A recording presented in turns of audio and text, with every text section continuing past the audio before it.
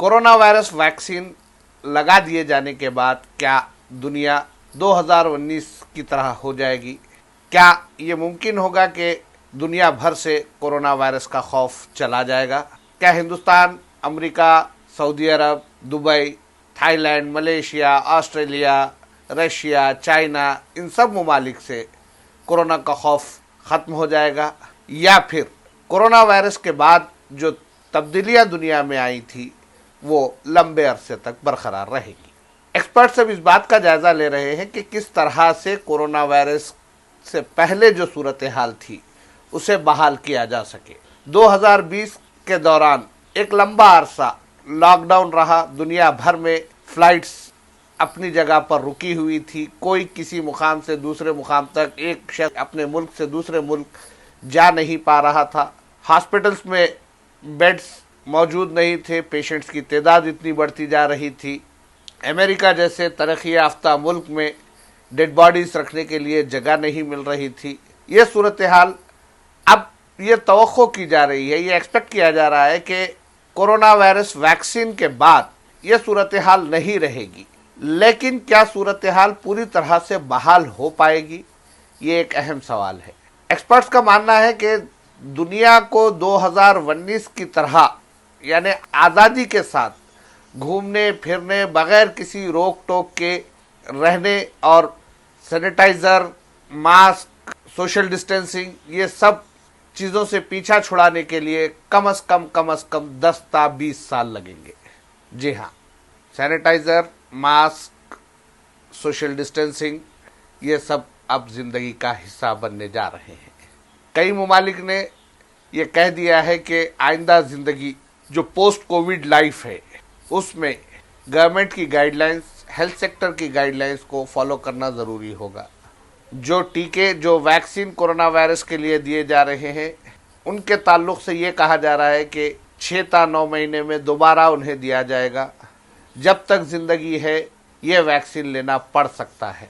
अगर यही सूरत हाल है तो ये कहना गलत ना होगा कि पोस्ट कोविड लाइफ से हम प्री कोविड लाइफ की तरफ वापस नहीं जा पाएंगे।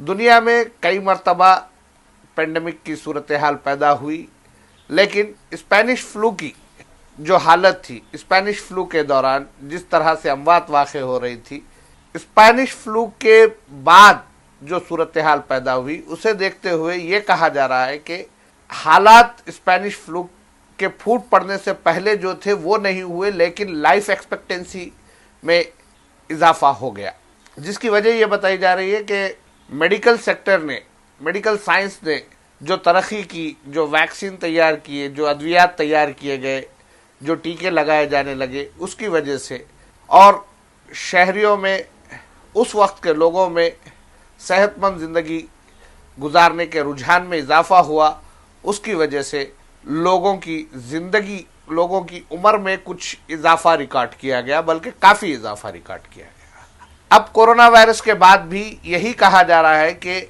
मुमकिन है दुनिया भर के कोविड से, कोरोना वायरस से जो शहरी बच जाएंगे उनके लाइफ स्पैन में इजाफा होगा, क्योंकि कोविड से, कोरोना वायरस से जो शहरी बच जाएंगे उनके लाइफ स्पैन में इजाफा होगा, क्योंकि कोरोना वायरस के दौरान उन्होंने एक सेहतमंद ज़िंदगी गुजारने के माहौल को इख्तियार किया था और इसके बाद भी, वैक्सीन के बाद भी उनके रुझान में कोई तब्दीली नहीं आएगी, ऐसा माना जा रहा है।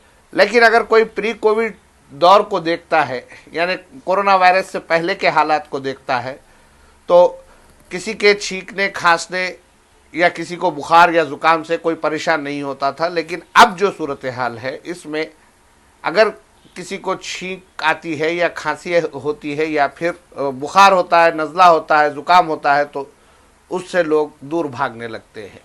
तो ये पोस्ट कोविड का दौर एक तवील अरसे तक समाज पर असरअंदाज रहेगा, चाहे हालात में कितनी ही तब्दीली क्यों न लाई जाए।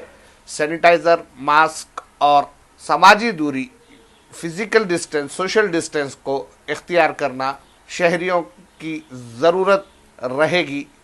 इसीलिए ये कहना मुश्किल है कि वैक्सीन के बाद भी हालात तेजी से तब्दील हो जाएंगे।